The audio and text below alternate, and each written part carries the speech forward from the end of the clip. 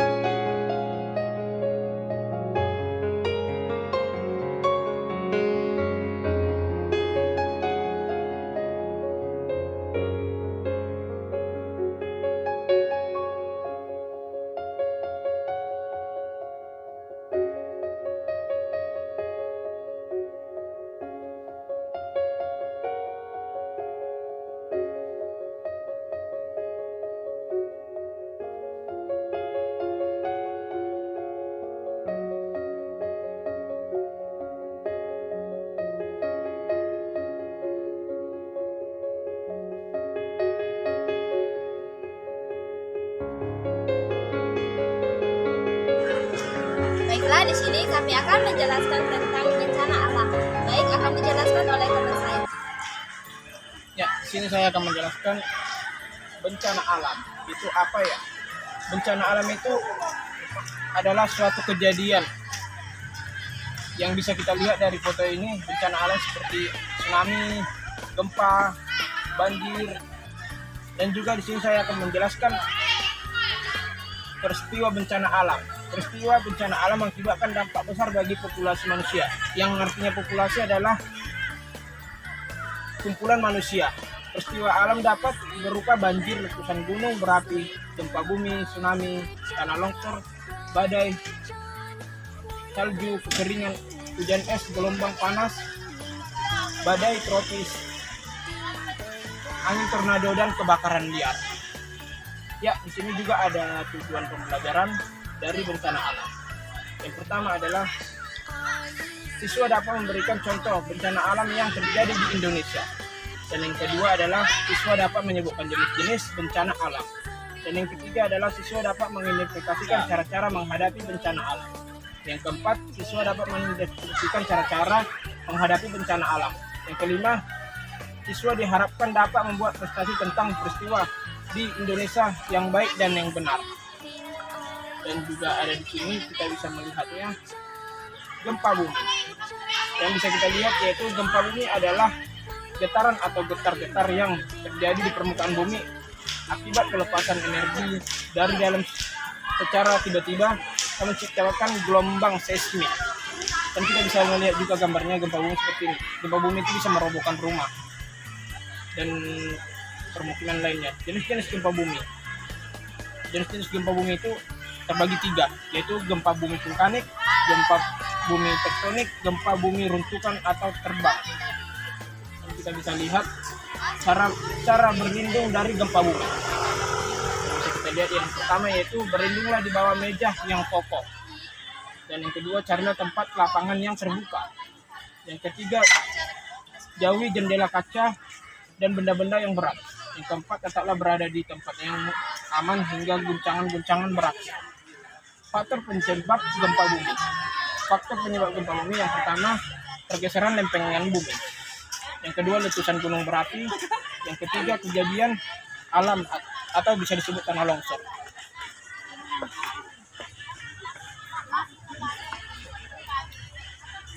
Gunung meletus.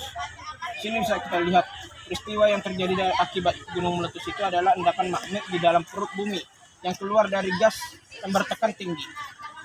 Kita bisa melihat gambar gunung meletus yaitu seperti ini.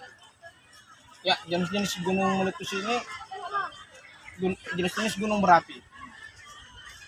Yang pertama yaitu gunung api magma. Gunung api ini terbentuk seperti dangu bawah. Dan yang kedua yaitu gunung api Penicup atau Spararo. Gunung api ini yang sering dijumpai. Dan yang ketiga yaitu gunungan Perisai atau Tame. Gunung berapi ini terbentuk karena lelehan yang keluar dari tekanan rendah. Dan kita bisa melihat di sini ada dampak dari gunung meletusnya gunung meletus. Satu, pusatnya permukiman warga di sekitar. Yang kedua, mengakibatkan kematian. Yang ketiga, kehilangan keluarga. Yang keempat, kehilangan harta-harta yang berharga. Dan yang kelima itu terbentuknya aktivitas warga yang kena bencana. Ya, manfaat gunung meletus. Manfaat gunung meletus itu kita dapat menyuburkan tanah. Yang kedua, mendinginkan atmosfer bumi. Yang ketiga, terbentuknya daratan. Yang keempat, menghasilkan badan mentah. Proses gunung meletus. Terdapat endapan magma di perut bumi. Terdapatnya gas yang bertekanan tinggi. Yang ketiga, magma yang didorong oleh gas yang memiliki tekanan tinggi.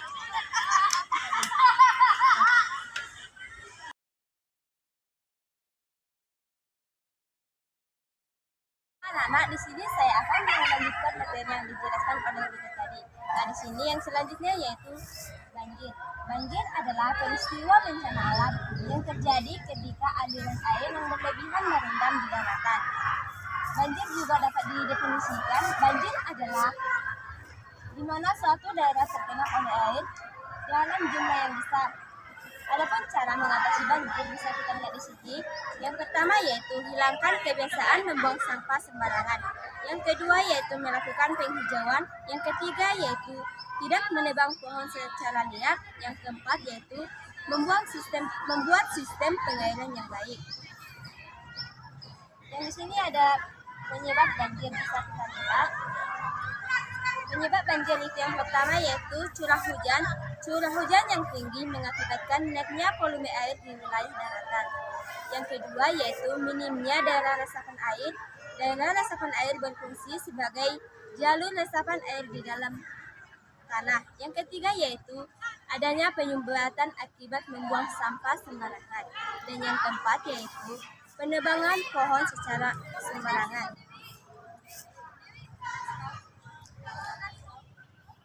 Nah, di sini ada yang selanjutnya yaitu angin topan. Angin topan itu adalah, bisa kita baca di sini penjelasan angin topan. Angin topan adalah angin kencang atau bisa juga disebut badai besar yang sangat kuat.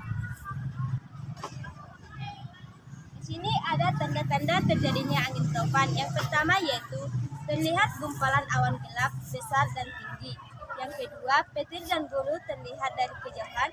Dan yang ketiga yaitu terdengar suara gemuruh dari kejauhan.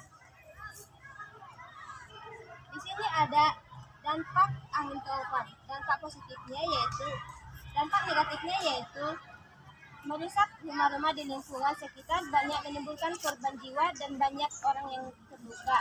Dan dampak positif yaitu menjadi lebih bersiaga terhadap bencana dan meningkatkan keimanan kepada Tuhan. Dan di sini ada upaya penanggulangan angin topan. Yang pertama yaitu membuat bangunan dengan fondasi yang dalam dan kuat. Dan yang ketiga, pelatihan mitigasi bencana angin topan. Yang ketiga yaitu tidak membangun bangunan di tempat yang rawan angin topan. Dan yang keempat yaitu memasang alat mendeteksi terjadinya angin topan. Di sini ada penyebab terjadinya angin topan. Yang penyebab terjadinya angin topan yang pertama yaitu perbedaan tekanan. Yang kedua yaitu suhu udara yang sangat panas. Dan yang ketiga yaitu penguapan air laut yang berjumlah besar. Dan yang keempat yaitu pasaran angin yang sangat berjam-jam. Di sini ada kesimpulan dari materi kami tentang bencana alam. Bisa kita lihat di sini ada contoh bencana alam, yaitu bencana alam banjir dan gempa bumi. Kesimpulannya yaitu bencana alam memang tidak selalu bisa dicegah kemunculannya. Begitu juga dengan kerugian, namun penting untuk disadari bahwa pendidikan mengenai bencana alam sejak dini merupakan kunci utama mengurangi dampak bencana alam. Ya, sekian dari hasil presentasi kami. yang kami sudah menjelaskan tentang bencana alam. Seperti gambar-gambar yang telah kami lalui tadi, yang kami jelaskan tadi seperti angin topan, gempa bumi, dan juga banjir. Ya, demikianlah hasil presentasi kami tentang bencana alam. Sekian dan terima kasih. Salam PBSD.